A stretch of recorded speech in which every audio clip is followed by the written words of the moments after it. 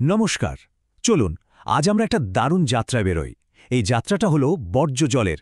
একদম আমাদের বাড়ির ড্রেন থেকে শুরু করে কিভাবে সেটা সম্পদে পরিণত হয় সেই পুরো রাস্তাটা আমরা ঘুরে দেখব। আর জেনে নেব কেন প্রত্যেক সিভিল ইঞ্জিনিয়ারের জন্য এই সফরটা বোঝা খুব জরুরি। তো চলুন শুরু করা যাক একটা সহজ প্রশ্ন দিয়ে। আমরা কি কখনো ভেবে দেখেছি একটা বড় শহরের লক্ষ লক্ষ লিটার জল যা আমরা রোজ ব্যবহার করি, দিনের শেষে সেই জলটা কোথায় উধাও হয়ে যায়? এই একটা প্রশ্নের উত্তরই কিন্তু আমাদের মডার্ন ইঞ্জিনিয়ারিংয়ের একটা অসাধারণ অধ্যায়ের দিকে নিয়ে যাবে। তো এই রহস্যের গভীরে যদি যেতে হয় তাহলে আমাদের যাত্রার প্রথম ধাপটাই হলো চ্যালেঞ্জটা ঠিক কতটা বড় সেটা বোঝা। মানে ঠিক কী পরিমাণ পয়ঃপ্রণালীর বর্জ্য বা সুয়েজ তৈরি হচ্ছে সেটার একটা আন্দাজ করা। ব্যাপারটাকে আরেকটু সহজভাবে বোঝার জন্য চলুন শহরটাকে একটা মানব দেহের মতো ভাবি। আমাদের শরীরে যেমন রক্ত সঞ্চালন হয়, শহরেও ঠিক তেমনই জলের একটা প্রবাহ আছে। আর নিয়মটা খুব সোজা, যা ভেতরে যায় তা কোনো না কোনোভাবে বাইরেও বেরোবে। জল ব্যবস্থাপনার এটাই হলো মূল কথা। যে কোনো ট্রিটমেন্ট প্ল্যান ডিজাইন করার আগে ইঞ্জিনিয়ারদের কিন্তু একটা বেসলাইন বা ভিত্তিপ্রবাহ ঠিক করতে হয়। টেকনিক্যালি একেই বলা হয় ড্রাই ওয়েদার ফ্লো। মানে যে সময় বৃষ্টি হচ্ছে না সেই শুকনো সময়ে একটা এলাকা থেকে যে পরিমাণ স্যানিটারি সুয়েজ বেরোয় সেটাই হলো ড্রাই ওয়েদার ফ্লো। আমাদের সব ক্যালকুলেশন কিন্তু এখান থেকেই শুরু হয়। আচ্ছা, এবার একটা সংখ্যা দেখা যাক যেটা শুনলে একটু অবাক হতে হয়। একটা এলাকায় মোট যে জল সাপ্লাই করা হয় তার প্রায় ধরুন ৭৫ থেকে ৮০% কিন্তু সুয়েজে পরিণত হয়। ভাবা যায়, এই যে বিশাল পরিমাণ জল, এটা ম্যানেজ করার দায়িত্বটা কিন্তু ভবিষ্যতের ইঞ্জিনিয়ারদেরই নিতে হবে। তাহলে এবার প্রশ্নটা হলো, একজন সিভিল ইঞ্জিনিয়ারের জন্য সুয়েজের পরিমাণটা একদম সঠিকভাবে অনুমান করা কেন প্রথম এবং সবচেয়ে গুরুত্বপূর্ণ একটা পদক্ষেপ? বেশ, আমরা এখন জানি যে ঠিক কতটা জল নিয়ে আমাদের কাজ করতে হবে। কিন্তু কথা হলো, এই বিপুল পরিমাণ জল এক জায়গা থেকে আরেক জায়গায় নিয়ে যাওয়া হয় কিভাবে? চলুন এবার আমাদের যাত্রার দ্বিতীয় পর্বে ঢুকে পড়া যাক, শহরের সেই ভূগর্ভস্থ হাইওয়েতে। তো এই যে আন্ডারগ্রাউন্ড হাইওয়ে, এরও কিন্তু সার্ভিস স্টেশন আছে। টেকনিক্যাল ভাষায় আমরা এগুলোকে বলি সুয়ার অ্যাপার্টেনেন্সেস। মানে কি? সোজা কথায় এগুলো হলো সুয়ার লাইনের ধারে বানানো জরুরি সব স্ট্রাকচার, যেমন ধরুন ম্যানহোল, যেগুলো পুরো সিস্টেমটাকে ঠিকঠাকভাবে চালু রাখতে সাহায্য করে। এই ছবিটাতে দেখুন একটা গভীর ম্যানহোলের ডায়াগ্রাম দেখা যাচ্ছে। এটাই হলো শহরের মাটির নিচের ওই বিশাল নেটওয়ার্কে ঢোকার প্রধান দরজা। এর মধ্যে দিয়েই কর্মীরা নিচে নামেন, পাইপলাইন পরীক্ষা করেন বা কোনো সমস্যা হলে সেটা পরিষ্কার করেন। এর মূল কাজগুলো কি? প্রথমত জলের প্রবাহ ঠিক আছে কিনা দেখা। দ্বিতীয়ত কোনো কিছু আটকে গেলে সেই বাধা পরিষ্কার করা। এছাড়া দুটো সুয়ার পাইপকে জোড়া লাগানো, পাইপের দিক বা সাইজ বদলানো, আর ভেতরে জমে থাকা দুর্গন্ধযুক্ত গ্যাস বের করে দিয়ে পুরো সিস্টেমটাকে সেফ রাখা, সবই এর কাজ।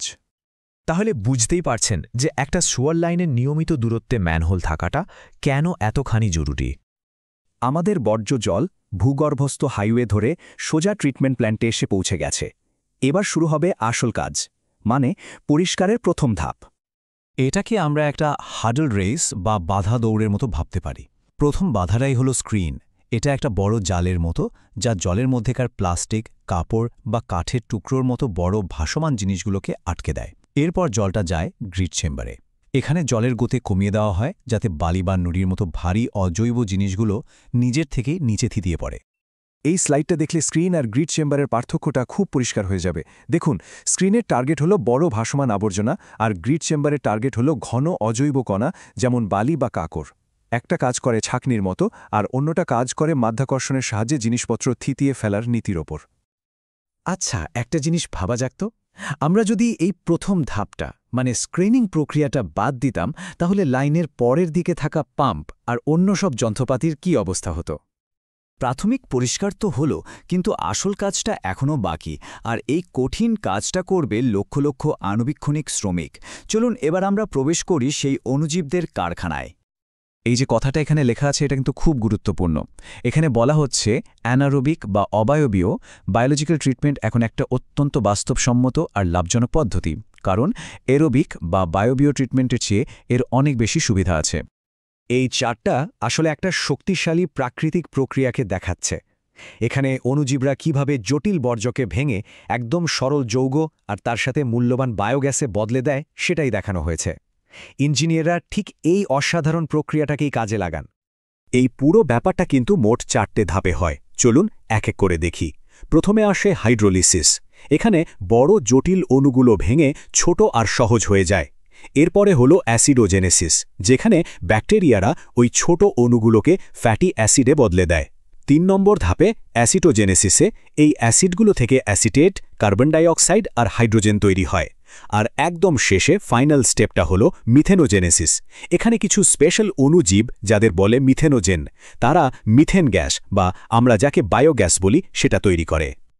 এখন প্রশ্ন হলো, ইঞ্জিনিয়াররা কেন এই অ্যানারোবিক ডাইজেশন এত পছন্দ করেন? কারণটা খুব সহজ। এতে শক্তি অনেক কম লাগে, কারণ অক্সিজেনের কোনো দরকারই হয় না। উল্টে মূল্যবান মিথেন গ্যাস তৈরি হয়, যা আমরা কাজে লাগাতে পারি। আর বর্জ্য বা স্লাজ অনেক কম তৈরি হয়, আর জায়গাও কম লাগে।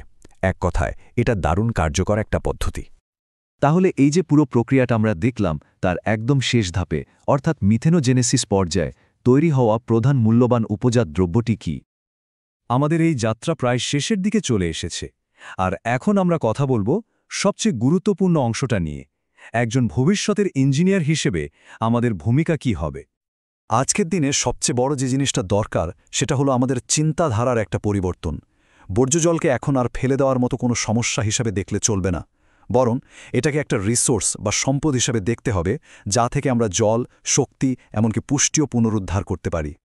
তাই আগামী দিনের ইঞ্জিনিয়ার হিসেবে আমাদের সবার কাছে চ্যালেঞ্জটা হলো, আমরা কিভাবে এমন সিস্টেম ডিজাইন করব যা শুধু বর্জ্য শোধন করেই থেমে যাবে না, বরং সেই বর্জ্য থেকে নতুন মূল্য তৈরি করবে।